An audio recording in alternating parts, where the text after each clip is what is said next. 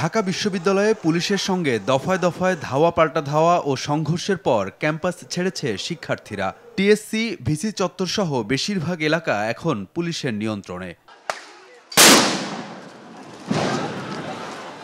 বুধবার সকাল থেকে ঢাকা বিশ্ববিদ্যালয়ে ভিসির বাসভবন, টিএসসি, রাজু ভাস্কর্যের সামনে অবস্থান নেয় আন্দোলনকারীরা। পরিস্থিতি নিয়ন্ত্রণে রাখতে পুরো বিশ্ববিদ্যালয় এলাকায় অবস্থান নেয় আইন শৃঙ্খলা রক্ষাকারী বাহিনীর সদস্যরা। নিহত শিক্ষার্থীদের গায়েবানা জানাজায় অংশ নেয় আন্দোলনকারীরা। সন্ধ্যা ৬টায় হল ছাড়তে হবে বিশ্ববিদ্যালয় প্রশাসনের সিদ্ধান্তের পর টিএসসি ও রাজু ভাস্কর্যে জড়ো হয় শিক্ষার্থীরা। সেখানে অবস্থান নিতে চাইলে পুলিশের সঙ্গে বাধে সংঘর্ষ। এ সময় তাদের ছড়িয়ে দিতে সাউন্ড গ্রেনেড ও টিয়ার গ্যাস ছোড়ে পুলিশ। আহত হয় এক সাংবাদিক। পুলিশ একেবারেই সংবাদকর্মীদের মাঝখানে গ্রেনেড মারছে এবং আমার গায়ে লাগছে গ্রেনেডটা, আপনি দেখতে পাচ্ছেন। আমাদের কথা হলো যদি ভিসি প্রক্টর যদি বের করতে চাই, ভিসি প্রক্টরকে আসতে হবে, ভিসি প্রক্টরের সাথে আমরা দেখব। এখানে কেন আইসা আমরা প্রতিবাদ করতে পারতেছি না?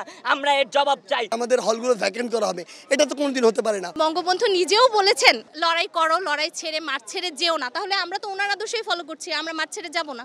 আমাদের এই যৌক্তিক আন্দোলনকে দমন করার জন্য অনেকগুলো টুল ব্যবহার করা হয়েছে।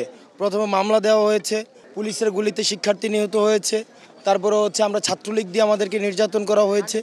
এই যে প্রত্যেকটা এক একটা টোল আন্দোলনটাকে দমন করার জন্য। এমন পরিস্থিতি এড়াতে জরুরি সিন্ডিকেট সভায় অনির্দিষ্টকালের জন্য ঢাকা বিশ্ববিদ্যালয় বন্ধ ঘোষণা করে বিশ্ববিদ্যালয় প্রশাসন। ৪ দফার সুপারিশের বিজ্ঞপ্তিতে বিদ্যমান কোঠা সংস্কারের যৌক্তিক সমাধানে সরকারের কাছে আহ্বানও জানায় বিশ্ববিদ্যালয় প্রশাসন। ঢাকা বিশ্ববিদ্যালয়ের সিদ্ধান্তের সমালোচনা করেছে নিপীড়ন বিরোধী শিক্ষক সমাজ। নিহত ছাত্রদের হত্যাকারীদের বিচারের দাবি জানিয়ে তারা বলেন, জোরপূর্বক ছাত্রদের বিতাড়িত করার ফল শুভ হবে না। নিপীড়ন, নির্যাতন চলছে, শিক্ষক হিসাবে কারো পক্ষে নেওয়া সম্ভব না। বিভৎস অবস্থার বিরুদ্ধে মানুষ যে দাঁড়াতে পারে, এটাই আসলে মুক্তিযুদ্ধের চেতনা, এটাই হচ্ছে 1971 সালের চেতনা। অন্যদিকে ছাত্রলীগ কর্মীর মৃত্যুতে শাহবাগে গায়েবানা জানাজায় অংশ নেয় ছাত্রলীগ।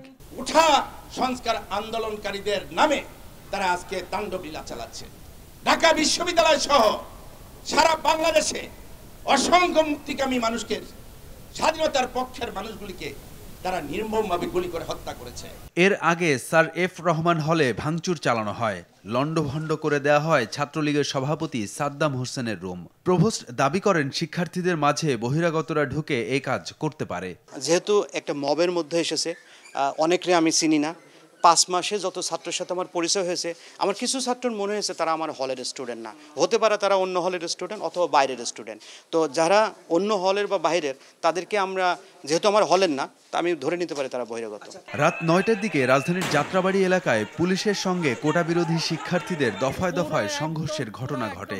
এ সময় মেয়র হানিফ ফ্লাইওভারের টোল প্লাজায় আগুন ধরিয়ে দেয় আন্দোলনকারীরা। এর ফলে ওই সড়কে যান চলাচল বন্ধ হয়ে যায়।